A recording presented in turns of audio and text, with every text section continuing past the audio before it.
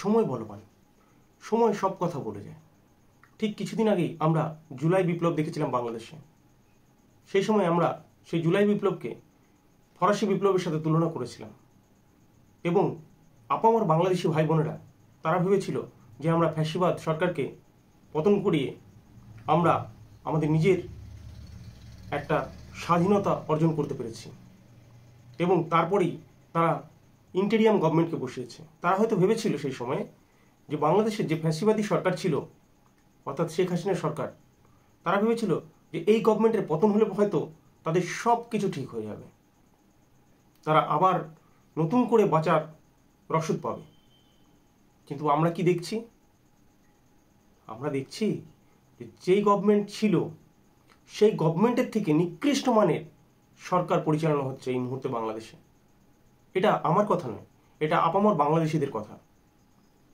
তারা সোশ্যাল মিডিয়ায় বলছে যে যেসব লোকেদের হাতে তারা দায়িত্ব দিয়েছিল ফ্যাসিবাদ সরকারকে পতন করিয়ে, আজকে তারাই সেই ফ্যাসিবাদ সরকারের যে ঘটনা তারা ঘটিয়েছিল তার থেকে 4 গুণ বেশি খারাপ কাজে তারা লিপ্ত হচ্ছে।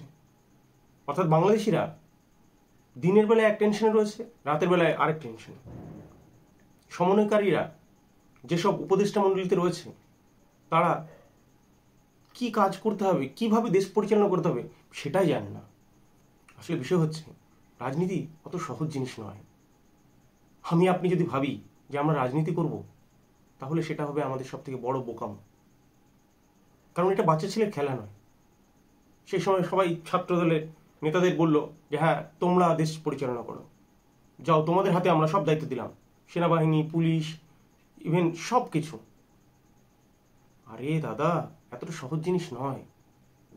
যদি ছাত্ররাই দেশ পরিচালনা করতো তাহলে ওই এক্সপিরিয়েন্সড লোকেদের কোনো প্রয়োজন ছিল না রাজনীতিতে। আর রাজনীতি অত সহজ জিনিস নয়। তো যাই হোক, বাংলাদেশের প্রত্যেক দিন নিত্য নতুন ঘটনার সামনে আসছে। রিসেন্ট বাংলাদেশে যেসব ঘটনা চলছে মানে শুনলে অবাক হবেন। সমন্বয়কারীদের বিরুদ্ধে বাংলাদেশে প্রদর্শন চলছে। যেসব ছাত্রদের উপদেষ্টা মণ্ডলীতে রাখা হয়েছে আজকে তাদের পিছনেই লোকেরা পড়ে গেছে। কি অবস্থা ভাবুন। এই সেই বাংলাদেশ যে কিছুদিন আগেই বলছিল যে আমরা সেকেন্ড টাইম উইনার হয়েছি, স্বাধীনতা পেয়েছি, ফ্রিডম পেয়েছি, আমরা আমাদের দেশ ছাড়া আর কিচ্ছু বুঝি না, আমরা শেখ হাসিনার মতন গভর্নমেন্টকে আমরা সরিয়ে দিয়েছি, আমরা আবার নতুনভাবে আমরা দেশ গঠন করব, ভারতকে আমরা বয়কট করেছি, ভারতের কোনো কিচ্ছু আমাদের প্রয়োজন নেই। আজকে কি হলো? আজকে মাসুদ, সার্জিস, মাহফুজ এদের নামে কমপ্লেন আসছে।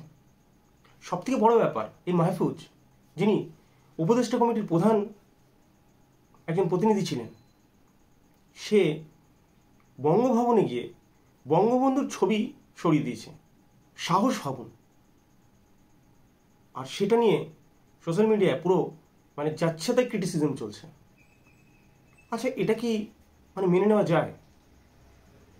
যার জন্য আজকে বাংলাদেশে পরিণত হয়েছে তাকে এত অপমান সহ্য করতে হচ্ছে, এটা সত্যি মেনে নেওয়া যায়? এবং সেই মাহফুজ বলছে, মানে গর্বের সহিত বলছে যে আজকে আমি সব থেকে বড় কাজ করলাম ওই বঙ্গবন্ধুর ছবি সরিয়ে। আচ্ছা, এটা পারা যায়? এটা সম্ভব? আপনি আপনার পিতার অস্তিত্বকে শেষ করে দিতে পারেন? যে আপনাকে জন্ম দিল আজকে আপনি তাকে দেখবেন না? সে কি দোষ করেছিল? সব থেকে বড় ব্যাপার, আজকে তুমি বলছো যে ফ্যাসিবাদ সরকারকে সরিয়েছো, তোমরা আজকে ইন্টেরিয়াম গভর্নমেন্ট তৈরি করবে। আরে ভাই, তোমরা এলে কি করে? কি অস্তিত্ব ছিল তোমাদের? তোমরা তো আজকের ডেটেও যদি সেই সময় 1971 যদি স্বাধীন না হতে তাহলে আজকের ডেটেও তো তোমরা পাকিস্তান। তাহলে তোমরা কি করে তোমরা এইটা করতে পারছো? একজন বঙ্গবন্ধু যার জন্য আজকে তোমরা স্বাধীন হয়েছ তাকেও অপমান এইভাবে করা যায়? এর আগেও আমরা দেখেছি।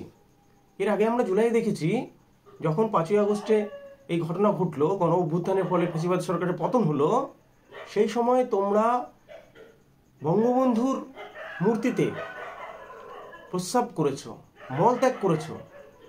ভাবতে পারছো মানে কত বড় অপরাধ?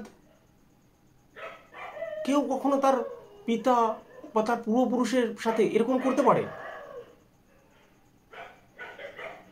সম্ভব নয় এটা সাধারণ এবং সুস্থ মস্তিষ্কের মানুষের পক্ষে। সত্যি খুব খারাপ বিষয়। তবে এটা ভুলে গেলে চলবে না যে আজকে এই বঙ্গবন্ধুকে নিয়ে যেসব ঘটনা ঘটানো হয়েছে, যার একজন খুব মানবতাকারী বিপ্লবী ইলিয়াস হোসেন, তিনি নাকি এই বঙ্গবন্ধুকে বাই নেমে ডাকেন মুজিবুর রহমান, এবং তার বক্তব্য যে ইনি নাকি একজন খুনি, একজন খারাপ লোক, বাজে লোক। এটা বলা যায়? এটা বলার জায়গা থাকে? হতে পারে সে আপনার তাকে আপনার ভালো নাও লাগতে পারে, তার মানে এই নয় যে তার সম্বন্ধে এইরকমভাবে কোনো উক্তি করা।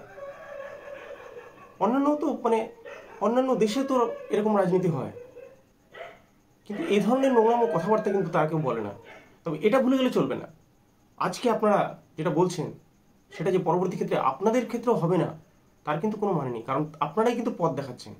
ভুল করছেন আপনারা, এভাবে কখনো রাজনীতি হয় না। সবথেকে বড় ব্যাপার, বিএনপির একজন বরিষ্ঠ নেতা তিনি এই ঘটনার নিন্দা করে একটি বক্তব্য প্রকাশ করেন যে এই ঘটনা কিন্তু কোনো অবস্থায় মেনে নেওয়া যায় না, বঙ্গবন্ধুর অপমান এভাবে করা উচিত নয়। কিন্তু পরবর্তী ক্ষেত্রে আমরা দেখেছি যে হয়তো তার পার্টির চাপে হোক বা অন্য কোনো কারণে তিনি তার বক্তব্য থেকে সরে গেছেন। তো সবথেকে বড় ব্যাপার, আজকে এই বঙ্গবন্ধুর ওপরে যে ঘটনা ঘটল, কালকে যে রিজওয়ানুর রহমানের সাথে এই ধরনের ঘটনা ঘটবে না কে বলতে পারে? সমস্যা কিন্তু খুব গভীর থেকে গভীরতর হচ্ছে। আর আপনারা তো বাংলাদেশি ভাই বোনেরা বুঝতেই পারছেন যে দ্বিতীয় স্বাধীনতার স্বাদ আপনাদের কেমন লাগছে। যেটা হচ্ছে আপনারা হয়তো ভালোভাবেই বুঝতে পারছেন। খারাপ লাগতে পারে ভিডিওটা আপনাদের কাছে, কিন্তু বাস্তব সত্যি এটা। যাই হোক, আপনারা প্রত্যেকে সুস্থ থাকুন, ভালো থাকুন, আপনাদের নিজের দেশকে সঠিক পথে নিয়ে যান, এই কামনা করি। ধন্যবাদ।